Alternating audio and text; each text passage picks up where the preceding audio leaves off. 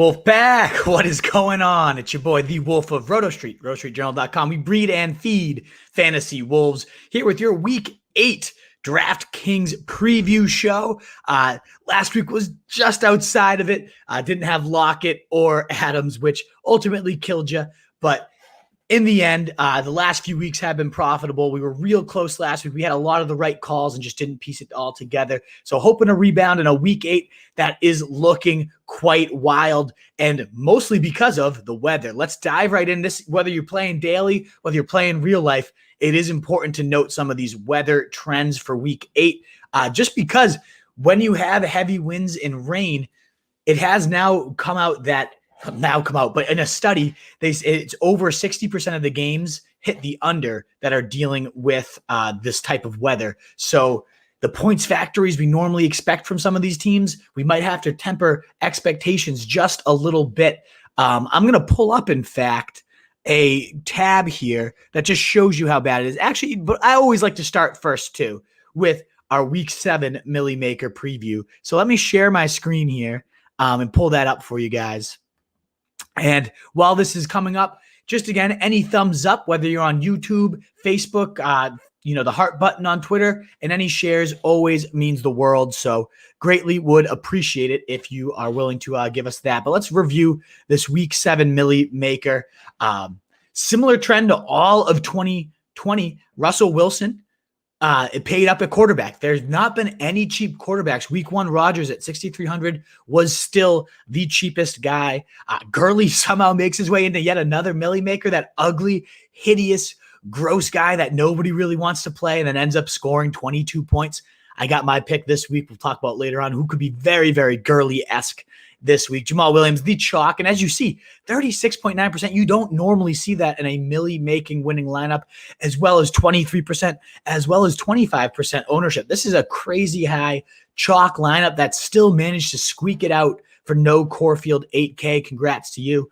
But he also, of course, as obvious, Tyler Lockett and Adams had to be in there if you were going to win that Millie Maker and really just place at all. Those were two crucial plays. I can't believe this one. Deontay Johnson was only 5% owned. Had I known that, I mean, I talked about him on the show. I was like, yeah, he's probably going to be like 20% owned at that price. 5%? Jeez. I had no clue. Was way off there. He went right back into that number one role. Literally 15 targets. Just crazy stuff. Should have seen it coming. I'm pissed at myself that I didn't. Harrison Bryant, too, named the starter before the game. That gave everybody the pivot off of Njoku, but only very few took it. 2.8%, 21.6. God damn, I was busy doing my live stream. I wish I had seen it because I was all in on that tight end situation. He ran it back, that Russell Wilson Lockett stack with Hopkins, as is every single lineup has had at least one stack, and then almost all of them, only one so far. 2020 has had the non-running back. So that's a quick review of that Millie Maker of last week, just to give you guys a preview of what it takes to win this thing. 279 fucking points. Holy shit, Wolfpack. That is crazy. But let's get right back into our atrocious looking weather. I want to show you the notes I have saved here. And I hope that's clear. If not, I can try to zoom in just a little bit. But there's literally 1, 2, 3, 4 decent looking games on the slate and a dome. We got one dome game, but with the hurricane ripping through right now, there's just rain and wind all across the entire slate. Some areas, including the Green Bay game, 34 miles, 26 mile per hour winds, cold weather there. You got 4 games with at least 20 mile per hour winds. That's scary. That is absolutely terrifying. This one's played in the dome, of course, the Indy Detroit game, so we don't have to worry about that. But we're also, do we really want to target that game? Like, are we really looking into that? Come on, not really. So we got to be a little bit wary of Buffalo, New England. That game's going to be horrible. That 16 mile per hour winds, the latest is actually even higher at like 20. Green Bay is supposed to get up to 30 potential mile per hour winds, and that would be a game we'd love to target. 51 over under. They went crazy in week 1. I think that's ones to avoid. I think that's going to be a game that's popular by many that I'm going to be avoiding myself. This game is one of the ones I really want to pan out. That's the Cincy Tennessee game. I'm going to be all in on stacking that game if it remains okay, if it remains decent. But it's not projected to be all that great. So Otherwise, we're looking at really only for good weather, Seattle and San Fran, which everybody knows to stack. Then it's the gross Kansas City Jets, that matchup hideous. Rams and Miami, yay. And Denver and Chargers, ugh. So I actually think there could be some sneaky value to come out of this Denver and Chargers game. But just some weather notes. You have to take it into account and potentially take advantage of it when looking at the slate. And so that also might inform, let me remove that out of here, some of our blow-up games. Should we be worried? My favorite game of the week was going to be the Titans versus the Bengals, 52.5 over under. Both play at a fast pace, a neutral script. So I think that's the one, like if it could go crazy, will go crazy. The weather has me a little hesitant, but that's also the only other one that's close to that high and over under would be San Fran and the 49ers facing off against the Seahawks.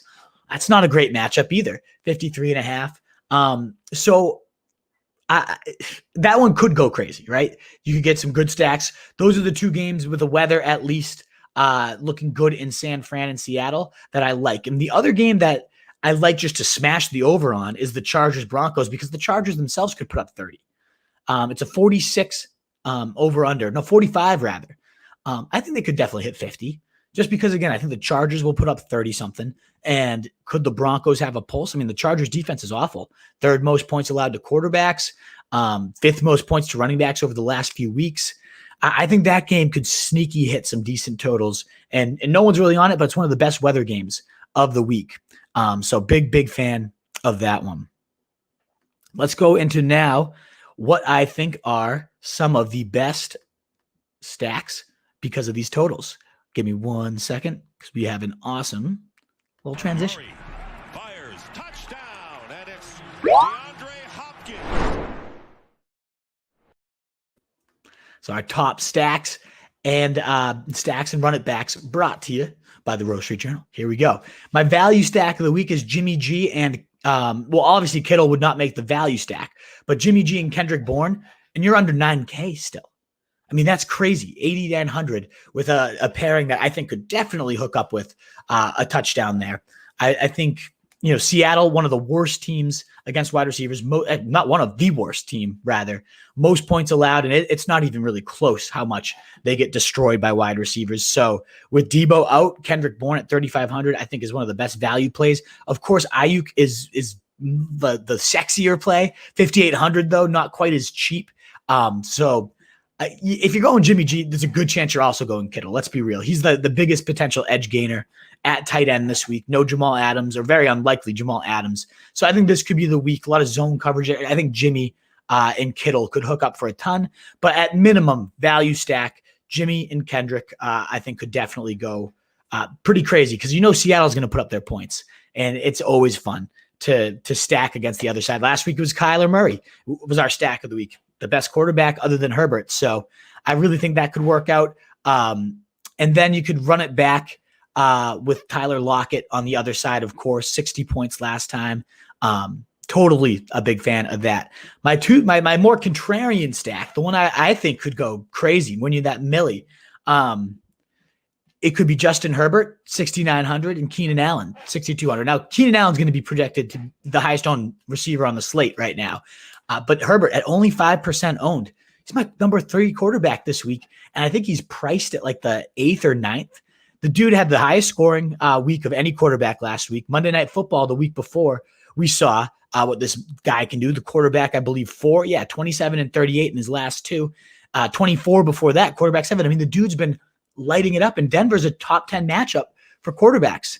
I don't understand. And that's one of the only nice weather games on the slate here. So I think that one could definitely be one of the game-changing stacks. And Melvin Gordon, he's actually only 5,600. I have him $100 more than he's actually priced on that graphic. I think he's the Todd Gurley. Melvin Gordon is going to be that ugly ass, gross. Nobody wants him. 6% projected ownership, especially should Phillip Lindsay miss the game. Nobody's going to be in this guy. Everybody wants the sexy new Jamal Williams or Gio Bernard. And I get it. They're going to run it back like crazy. But I really think Melvin Gordon could fall in for 2 TDs, 70 gross yards. They've given up the Chargers. Look what James Robinson did against them last week for any type of, you need to see it against them. But they've given up the 5th most points to running backs across their last 5 games. They've really lightened up. So I like that as an ugly contrarian type of stack and run it back that very few people will be on. But as I mentioned at the top, my favorite game to attack is that Bengals and Titans. Whether you want to go Tannehill a little more expensive, that's fine. But I personally like saving the money, and most people do. Burrow, the projected chalk at quarterback, 6,200, right around 10 to 15. Chalky quarterbacks never really scare me.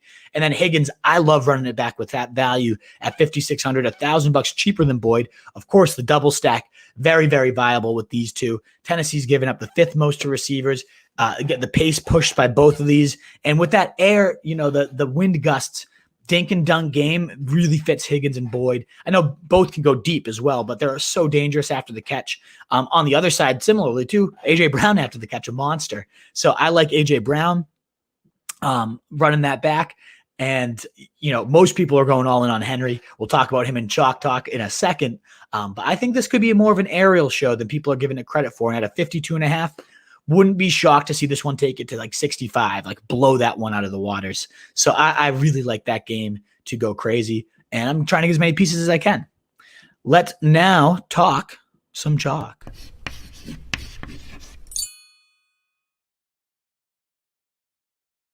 I think I forgot to, no, I did remove the banner. Well done, Wolf. Smart man. We're going to go to Chalk Talk here, talking about the projected highest owned players and whether we want to pivot or just gobble them on up and eat the chalk with it. So we'll start at the top with running backs. Typically the most chalky plays happen at the position, and typically the right chalk is at the position as well. So Kareem Hunt, 6.9K, 36%. It's tough to get off it though. I mean, the dude has everything lined up to go crazy. Obviously, the matchup won. The Raiders giving up the most points to running backs, but it's it's smash with the air. It's a smash with the ground. 5th most receiving, 4th most rushing points to running backs. So very generous in all facets. Great, because Kareem Hunt is a every facet, do it all type of back here. So big. That's a chalk that I'm going to have a hard time getting away from. Kind of like Kamara last week. Ultimately, he could just put up like 20 and not blow up, and you could find something in that range. But I just, it's too good of a value with all the bad weather and everything too. The winds, they're going to keep it on the ground as long as they can. I think both teams. Last week, he saw 18 of the 19 carries, 4 of all 4 targets. Dearness Johnson stepped on the field for 4 snaps. This is the Kareem Hunt show. It's not a shared backfield. And I think this is his kind of Mona Lisa. Now, Derrick Henry, I mean, fading him is always scary, as we saw 2 weeks ago. I actually ate the chalk on Henry 2 weeks ago, was pumped about that. I think I might fade it this week. And it's not because Cincy scares me. Not at all. Something in my gut just says that they're going to just kind of put points up back and forth.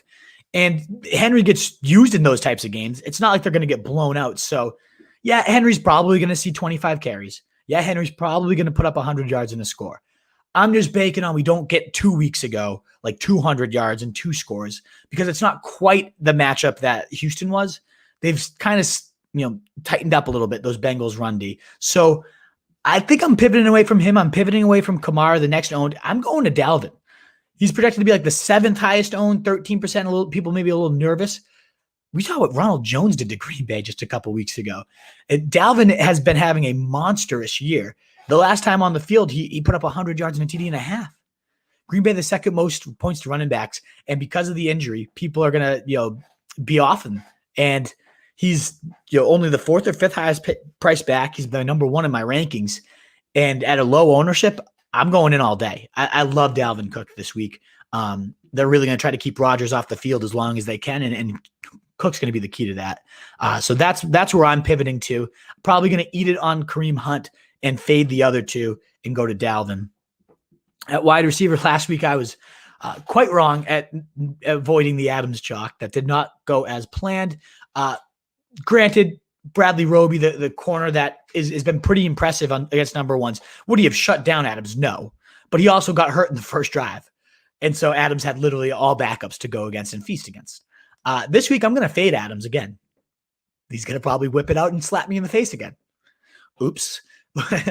But we shall see because the winds, if they approach 30 miles per hour, yeah, I know Adams does so much damage after the catch, the shorts. He's going to get peppered. He's going to have a solid game. But at 8,800, most expensive player on the slate, I feel like I can get my lineup so much more attractive. If I fade him, it lets me get up to Keenan and I don't have double chalk in my lineup. Get to Kareem Hunt instead of like a Higgins punt. And I'm talking about Rashad Higgins, not T. Higgins. I do like the Keenan Allen play. 6,200. I mean, he's my number 5 receiver of the week, and he's priced at like the 15th. It's insane. Outside of week 5, where he got hurt, Keenan Allen, he still scored 10 points before getting hurt. He's averaged 13.3 targets, 103 yards, and 21 fantasy points per game with Herbert under center. Insane. 35.3% target share. It's insane. 0.33 target per route is by far the top among all receivers right now. It's insane that he doesn't get priced in like the 7,500 range. Like that's where he should be at wide receiver. So as 22%, 25%, I never really want to eat, but I think I have to, at least in some lineups, especially if I'm going my contrarian stack of the week with Justin Herbert. And then we got Burrow, who I love again as my top quarterback stack of the week with Higgins and Boyd, but he is also projected to be the chalkiest QB. I don't worry about chalk too much because even at the highest owned, it's 10%. Like last week was Kyler at like 11-ish, and that was fine. Like it worked out for us. So I'll probably go plenty of Burrow. I'll pivot away to Herbert at some lineups, but that's ultimately where I'm going to lean. Waller at 16. I mean, it makes sense. Cleveland's not great against tight ends. Waller is the definition of a target hog. The wind makes me a little nervous, but I guess it doesn't impact a player, right? Like Waller, where it's more short routes. His big damage does come down the seams when he's flying. But I'm going to pivot away from him at the highest owned and more expensive than Jonnu Smith, who I really think is going to outscore Waller. Jonnu's going to go crazy this week, and he's only 4,100. Like to me, that should be 20% chalk. So I'm going there at 4,100 all week. There's really no one else I'm going at tight end. That's my strategy at tight end is Jonnu. Where else do we go? I'll give you some bargain plays if you want to fade that chalk, but I'm not at all. Let's talk though about some of those bargain plays that I was suggestion. Oh no. We're going to go, and before bargains, I always like to go a little more expensive. Let's go into the mid price. The mid price, because every time you got to have at least the 1 or 2 mid price guys that hits that times 6, like 30 something points. That's what all the lineups, most of them. Last week was a lot of high priced. Then the running backs allowed that like studs and duds approach, but almost every week has been navigating that middle price range and finding the guys that go like 30 out of there. So for the receivers, I've already talked. I love the Bengals stack. I like Higgins the most as he's the cheapest. And I think he could totally outscore Boyd even at $1,000 cheaper. But Boyd is by far the safer option for cash games and things of that nature. But either way, that Tennessee defense atrocious. They're going to put up their points and they're going to have to run it back. So I like those guys, the Bengals guys. Love A.J. Brown in that same game, 6,900. He's just been the same old A.J. Brown since returning from injury. They really were smart with this guy. And now it's looking like we have just full go A.J. Brown, lighten it up per usual. He put up over the last week's 18 and 21 standard. And we're playing full PPR, of course. So 23, 27, the wide receiver 4 and 5 and 11 since returning, and still priced far too cheap for that upside. Keenan Allen, we've talked that long length here, but the dude kills it. Absolutely kills it. So love Keenan. And then Tyreek, again, every single week, it could be Reek week. So I have to shout him out anytime he's under $7,000. And he remains there because he just hasn't been that typical Reek. You know what I mean? Where we just see him exploding. And he's projected to only right around, I want to say, 8% ownership right now at 6,700. That's a great play. The last one would be Ayuk in terms of just sheer humongous upside because Seattle just gets destroyed and Debo's out and damn, he could go fucking bonkers. So mentioning him for wide receivers. Those are my favorite 5. My lineups typically feature 1 Bengal, 1 A.J. Brown, and Keenan Allen is kind of where I go, but Tyreek's a nice pivot to get some upside at his price as well. Kareem Hunt, the chalk. We talked about every reason we love him, but he's going to probably go for 25 to 30. So to me, he's chalk you need to eat. Taylor, oh man, only 13% ownership, not too low, but also not that high. And he's facing Detroit. What if this team just decides, let's smack our stallion on the fucking ass and ride him 25 times like we should have been. Let's treat him like the foundational back that he is. We've seen it happen outside of, outside of the bye weeks. Sorry, I just mentally blanked right there. And it happens. They just decide, okay, we've got the rookie's feet wet. Let's start riding him. I could see that happening with Taylor this week. I also like Hilaire. I mean, everybody all over Le'Veon Bell, and we'll talk about him in the bargain section a little bit. It's revenge game week for Bell, right? Well, maybe you could use that to your advantage because Clyde Edwards-Hilaire could also have 2 touchdowns and 120 yards. Everybody all in on Bell at the cheap price, and I get it, and I probably will have good amount of shares, but at 3% owned, Hilaire could go crazy at 6,500. Melvin Gordon, we talked about, and then Myles Gaskin, only 5,200. I mean, the guy's put up like 18 points since taking over at the goal line. Myles Gaskin has, and is it a great matchup? No, but should he be priced as like a sub 20 back? I mean, he's been the running back 8 and running back 7 the last 3 weeks, 20 and 17 points. And he's at 5,200. I mean, the Rams aren't that scary of a matchup. So that seems like a gross miscalculation, in my opinion, for Myles Gaskin, unless Jordan Howard suddenly is back and stealing touchdowns again. But he's got a monopoly on those expected fantasy points at this point. And at tight end, Kittle's the only one worth paying up for. Jonnu's still the guy. I'm still going Jonnu, but he could absolutely smash this week. It could be one of those like slate changers, 30-point Kittle days. Is totally within the realm of possibility. So I just had to put his name on there, but I'm going Jonnu every time. Now let's talk bargains as we previewed. And my favorite potential slate busting bargain, very low ownership projected as far as I've seen, that's Damian Harris, 4,200. The Pats love this guy. They want him to become the guy. Script has gotten away the last couple weeks, but everything is set up for a blow-up. The top 10 matchup against Buffalo, not a good run D. Then you got the fact that, when they get positive scripts, you saw 17 carries, 100 yards last time that happened to him. He hasn't even found the end zone yet, but we got a wet, sloppy, windy, disgusting day. I think we're getting old school Pats. Cam Newton run the option. No receivers to speak of with Edelman out. They're going to just go crazy old school option. And Harris is going to get 15, 20 carries, run for 100 and find the end zone. I'm telling you. Maybe it's just the homer bias in me, but I think we're going to grind out a just ugly ass plan. And that doesn't mean we win, but that's going to be the game plan with that weather against that offense. And I think Harris is going to respond. Then we got Lev Bell, 4,600. I mean, the revenge game against his old Adam Gase coach. He's going to be fired up. Andy Reid's going to feed him to let him get there. It's a great play. There's nothing really to hate about it. He looked really good when he escaped and got to an actual legitimate team that's going to use him the right way. He's going to do his thing. But Hilaire's still the number one.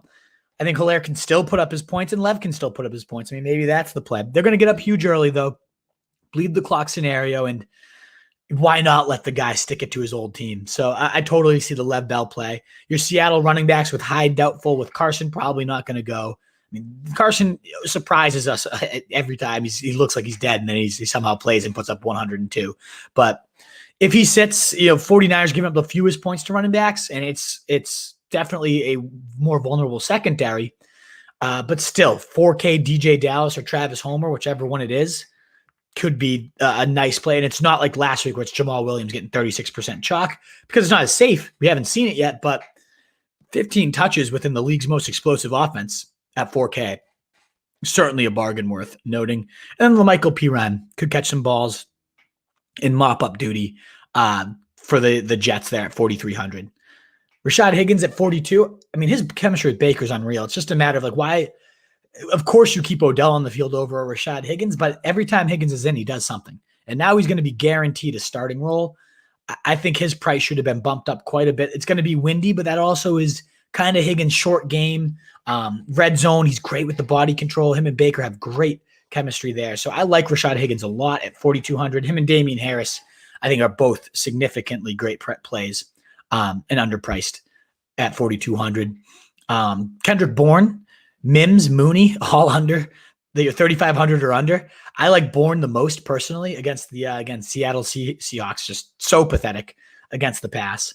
So I like Bourne the most to potentially sneak into the end zone, but Mooney with Allen Robinson banged up could end up having a big day. I don't love that matchup though because he's probably going to draw Lattimore. Denzel Mims is 3,200. The bare minimum, had 4 catches in his first game. They're going to need to play comeback mode. Although they'll probably be down by 3 scores and run it 25 times still. The fucking horrible Jets. And I also like, if you want to pivot away from Keenan Allen, Mike Willie's only 4,400, had 30 points just a couple weeks ago. He could body up some receivers and get deep this week, or D-backs rather. I could see it. At tight end, Jonnu, as we've hinted at, really the only play in my opinion. 4,100, just robbery for the 2 touchdowns he's going to get you. But Harrison Bryant's 3,400. Trey Burton's 3,500. And then good old Albert O. 4,940 at 260 pounds and 6'6". Oh, you've got my attention, sir. And he's only 2,800 on the week. He had, I want to say, 9 targets last week and hauled in 7 of them for like 60 yards. I mean, a usable day. If he does that at 2,800, bam, that's already like times 6 is expected output. But what if he finds the end zone? Yeah, Noah Fant has another week to get healthy, but we got the college teammate narrative, the shower narrative, as Evan Silva like to call it. I'm into it. I'm down. So that's an intriguing punt, in my opinion. Let's now look at some of these pivots, though. Some of the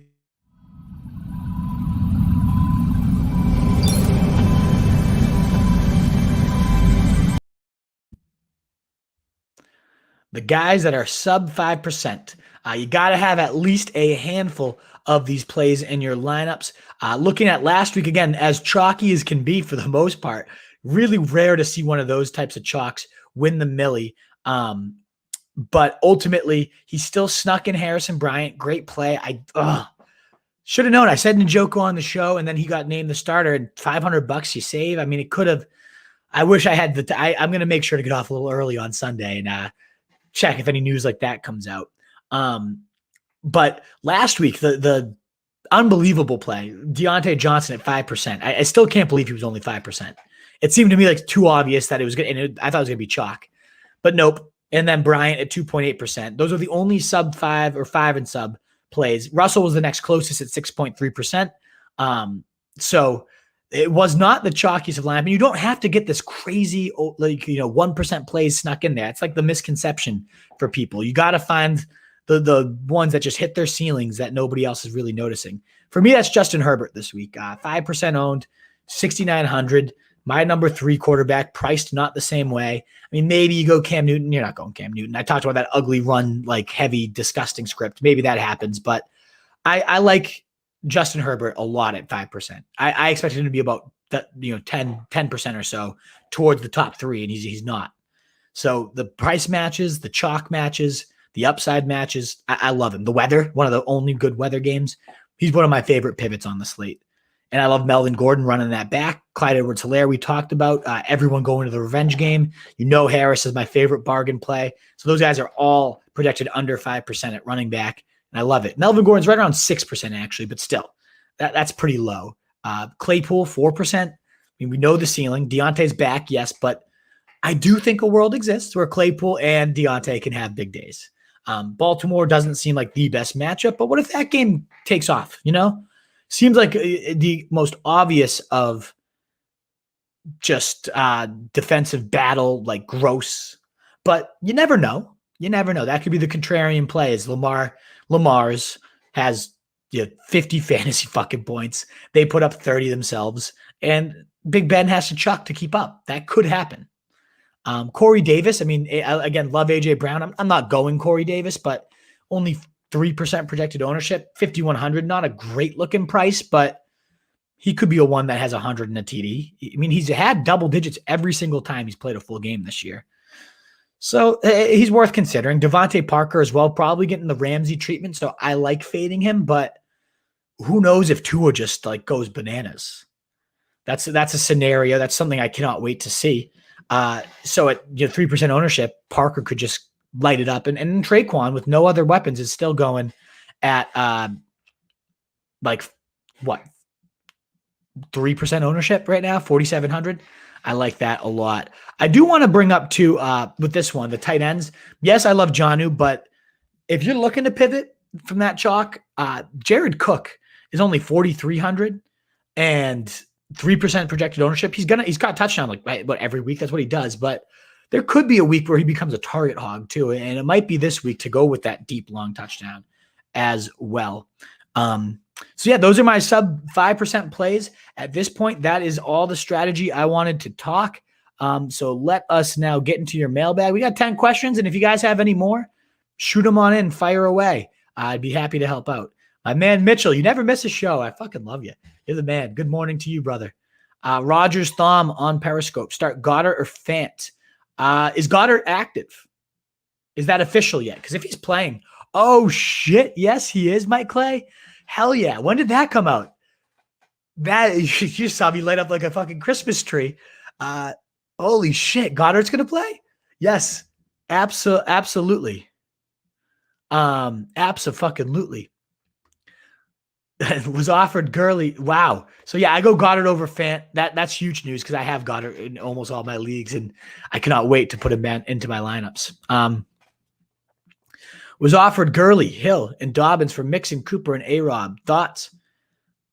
Mixon has bye week next week, and we still don't know anything about his injury as he's not practiced the last 2 weeks. It's a sketchy situation. I prefer Hill and Gurley to Mixon, Cooper. But A-Rob tossed in there. I don't know, Mitch. This is tough. Like, are you in a good spot? Do you have a week to kind of eat like that Mixon injury? Because long-term Mixon I prefer over Gurley. Hill I prefer over Cooper, but A-Rob's obviously the different strategy. It's more like A-Rob versus Hill. I kind of like taking it if you're in a good spot here and you can eat it. I've got a spot and can grab Rager. Do I do it? Of course you do it, Mitch. Of course. Absolutely you do that. Yes. Have you not read my article on him yet? Go to rotostreetjournal.com. I wrote about how he could potentially match last year's freaking AJ Brown, Odell rookie year. Like that could be it. But yeah, as Mike said, Eagles expected to activate Goddard. The reason I'm so happy is that fucking gets Dalton Schultz's gross fucking ass out of my lineup. Gives me a guy I can legitimately be excited about.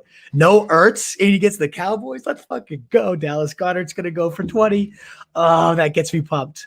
Any more 10%ers for tomorrow? That was quite the Thursday night show, huh? Mitch, I've actually become more of a wine guy these last few hours. I'll go 13%ers. Nothing like a Saturday morning, a red blend to get the blood showing. Good Lord, people are going to think I'm troubled. Maybe I am. I'll get some beers flowing for you tomorrow, Mitch, no doubt. Let's get it going. Swaggy, let's hear it. Let's hear your squad. Let's check it out. I'm always down. What else are we doing? It's Saturday. We're getting a little day drunk. I like it. Weather typically means running back goes crazy, says Tunes. It does, yeah. Keep the ball on the ground. So like Jamal Williams, Dalvin Cook in that game with 30-mile-per-hour winds. Obviously, Damian Harris, love him. That's part of why I like him so much, Tunes. But yeah, I'm all about that. The bad weather, and that could mean Derrick Henry. Like maybe that's a scary fade. Maybe I shouldn't be doing that right now. Flex for Russell Kaiser, Swift, Graham, Jimmy Graham. A lot of damn injuries here. I feel you, Russell. So is Coleman going to be officially active? I mean, do we know that yet? Because if he is, that makes Hasty a little less attractive. It has to. In which case, I like Grant. I like Swift. Probably the most, anyways. Hasty will have a ton of upside though if Coleman's inactive tomorrow. I don't know if there's been official word like has he been activated? Is he expected to play and stuff yet? Do I start Coleman? I'm still thinking about Goddard. You guys got me pumped up today. Do I start Coleman or drop him for Greg Ward, Traquan Smith, Mooney, or Burton? Or H. Bryant? Oof, I would. We don't know that Coleman's going to play. I like Traquan the most of these, particularly like Greg Ward would have been the play, but now that Rager's back, Goddard's back, we can't guarantee anything for Greg Ward. So I like Traquan the most of all those options. And I like Lazard the most if he plays. Yeah, I do. PPR, Lamar or Wentz? Oh, man, would you really bench Lamar for Wentz? I have Wentz higher in my rankings, but that's a tough call, Russell Kaiser, to make. But now with all these weapons back, Wentz could put it on. You're welcome, Giuseppe, as always. Thank you for tuning in, as always. Ayuk or Traquan this week as a pivot? I like Ayuk a lot, and it's not going to be a pivot. He's projected to be around like 15% ownership, but I love Ayuk. He's gonna smash that horrible secondary. All about it. Zeke or Bernard, Richard Rodgers or Jared Cook? Well, now with Burton back, it can't be Richard Rodgers. It's got to be Jared Cook. Zeke or Bernard? I got to go Zeke. I mean, come on. We got to. Let's see this guy bounce back. I can't bench Zeke for Bernard. I know the upside, the floor, rather, is with Bernard. He's going to probably have a better shot at 15 to 12. But it's still our Zeke Elliott. It's still Zeke. What if DiNucci comes out there and slings it all over the fucking yard? We got to have our guy in. We have to. I'm in an okay spot. 4-3. Hill is rest of season. RS4 and A-Rob. 12. Gurley 14. Weeks 11. Tough playoff stretch. Coming opponent. What? Yeah. It's tricky. You got a tough stretch. It's tough to then bank on Mixon and then have him miss like another 2 games. If you knew Mixon was playing next week, I would say it's probably a good deal, but who knows if he's out 2 more. It's tough to stomach that right now. Lamar or Burrow? I go Burrow. No, I go Lamar. I go Lamar there. I have Burrow like QB9, Lamar 8, so it's real close, Giuseppe, but I go Lamar. Big thanks, Wolf, as always, bringing the fire.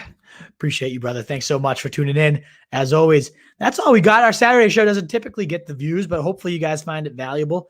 I'll be there on Sunday, tomorrow, 11 a.m., and then post-game tailgate at 7:30 at night after the Red Zone. That's been a blast having that with you guys. So Sunday, we got some great fire lined up. Mike Clay, great point. Bye next week. He'll probably be back then. You get one more full week of rest. I like that. Bye next week. Rest it. 2 weeks of rest. Or now 3 weeks. I think he's back. So if you can stomach his absence next week, you'd be getting Gurley. Oh, you're giving up Mixon. I like the Mixon side. I think it has more upside. I do. I prefer your side. Stay put, Mitchell. Stay put. Is my thought. Alrighty, guys. It's Halloween, by the way. Happy Halloween. I hope you guys all have a great time. I should have worn my little wolf head for you guys for Halloween.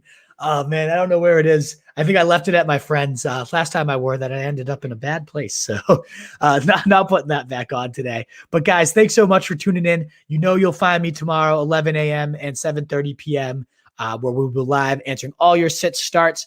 Let's have a fun Halloween. Let's get together, Wolfpack, and dominate at this Week 8 season midpoint. They matter more now than ever. Let's go. Best of luck in Week 8. Win those Millie, unless I win the Millie. See you later, Wolfpack.